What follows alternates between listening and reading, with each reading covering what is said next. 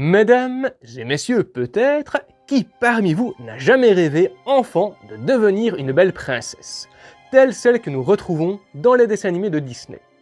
Avec ses belles robes, ses mondes remplis de magie et surtout ses happy end comme on les aime, où le beau prince épouse la princesse et où ils vivent heureux pour toujours.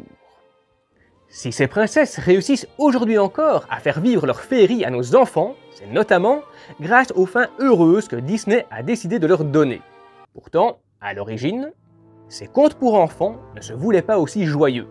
Certains même réservaient des détails sinistres à certaines de leurs protagonistes.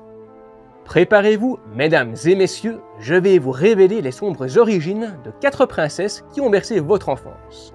Cendrillon, la Belle au bois dormant, Blanche-Neige ou encore la Petite Sirène.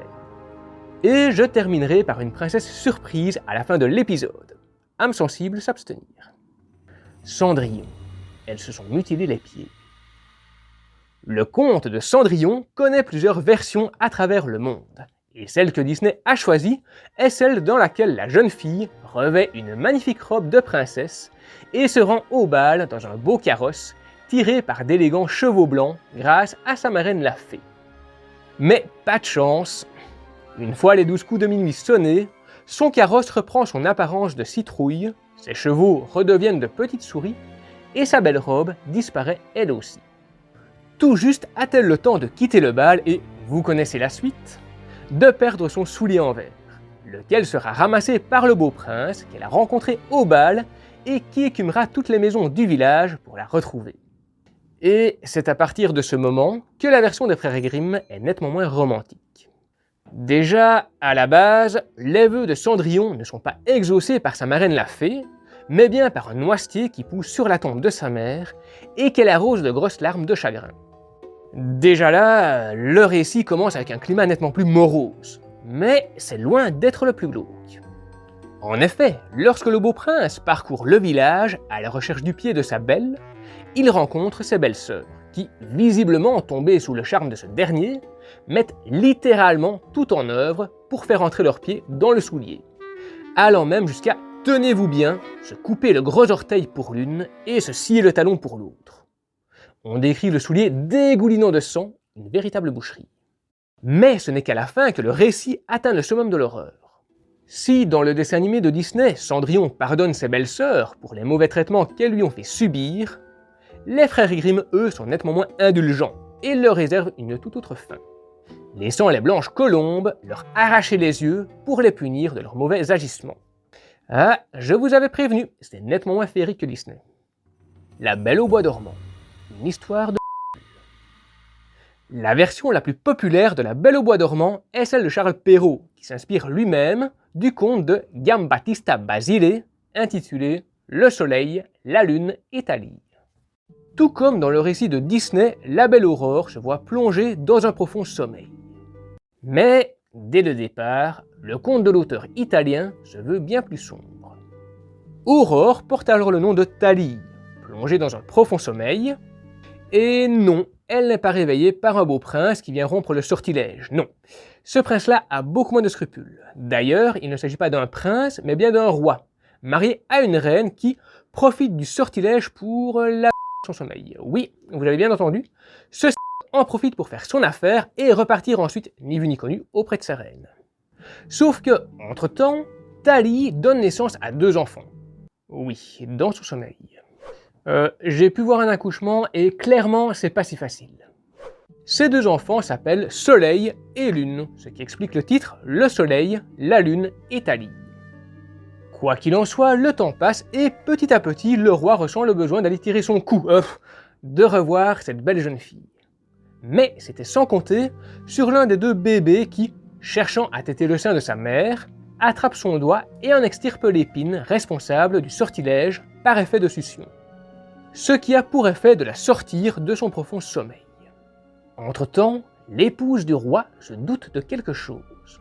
Elle enquête et découvre le poteau rose. Elle décide alors de convier Thalie et ses 2 enfants au château, demandant secrètement à son cuisinier de tuer les jumeaux et de le servir à manger au roi. Le cuisinier, le seul qui a plus ou moins de scrupules, refuse et décide de remplacer les enfants par 2 chevreaux. Alors, j'ai goûté le ragoût d'enfant une fois et clairement, ça ou des chevreaux, on n'y voit que du feu. Vraiment, même goût, identique, ça passe crème. La reine convoque alors Thalie en présence du roi pour lui faire avouer ses péchés d'adultère. En toute innocence, Thalie nie les faits qui lui sont reprochés. Il faut dire qu'elle n'était pas vraiment consciente des agissements du roi durant son sommeil. Mais la reine ne l'entend pas de cette façon et ordonne de la faire brûler vive.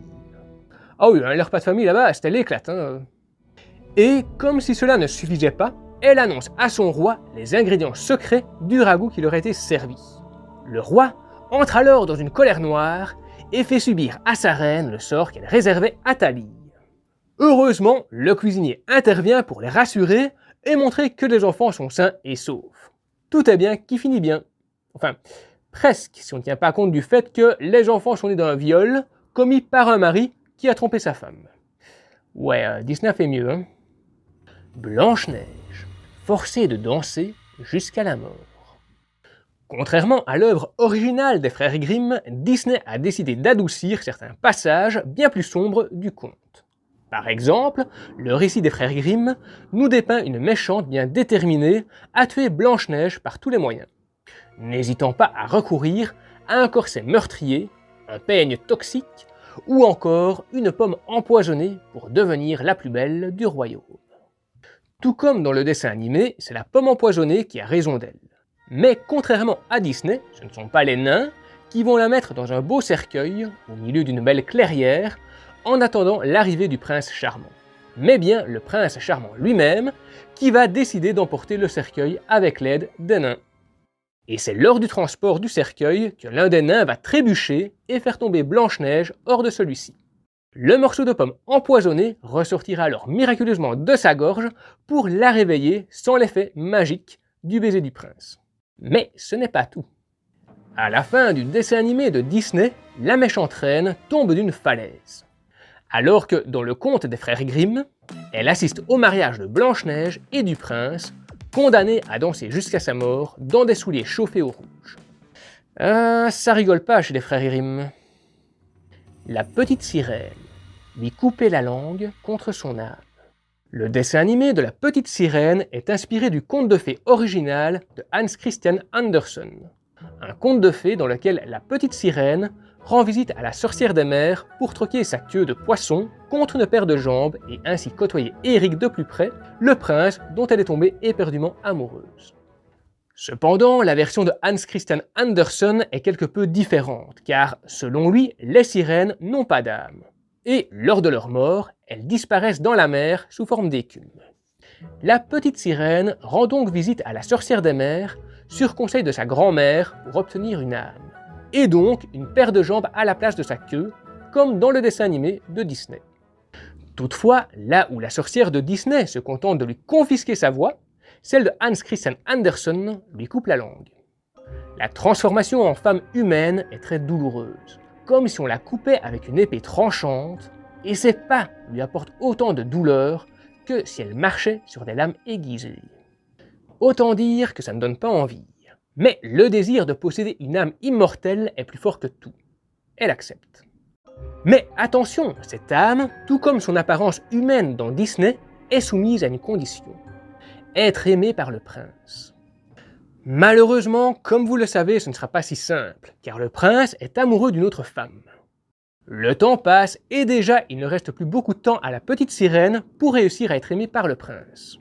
La sorcière des mers, celle de Hans Christian Andersen, lui propose alors d'échanger son âme, à elle, contre celle du prince.